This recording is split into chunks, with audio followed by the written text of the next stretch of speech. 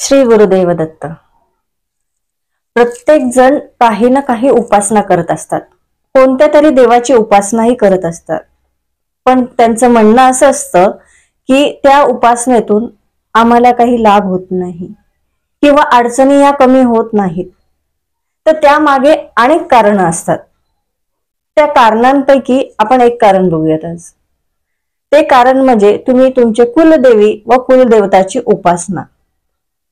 बऱ्याच घरांमध्ये कुलदेवीची उपासना माहित आहे, पण कुलदैवत आहे याची माहिती नाहीये.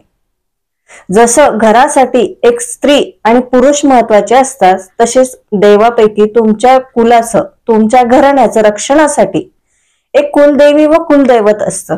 त्याची उपासना ही तितकीच महत्वाची आहे. जर तुम्ही ती केली नाही तर तुम्ही बाकीची उपासना आहे ती परिपूर्ण होत नाही.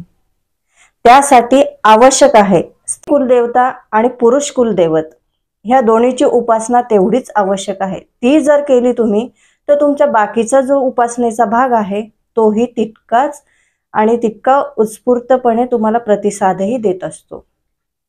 जर तुमची कुलदेवी व कुलदैवत माहित नसेल तर तुम्ही आमच्याशी संपर्क करू शकता. त्यासाठी नक्कीच आम्ही तुम्हाला मदत करू. आणि हा महत्वाचा भागही समजून घ्या की कुलदेवी आणि कुलदेवताची उपासना ही सर्वात महत्वाची आहे. तर घराण्याच्या रक्षणासाठी व घराच्या उद्धारासाठी हे आवश्यक आहे कुलदेवी आणि कुलदेवताची उपासना. जर तुम्ही ती केली नाही तर कुठेतरी आजारपण वाढतो, त्यानंतर तुमच्या घरात वृद्धांचा त्रास होतो, घरातल्या स्त्रीला त्रास होतो किंवा येणारा जो पैसा आहे तोही टिकत नसतो.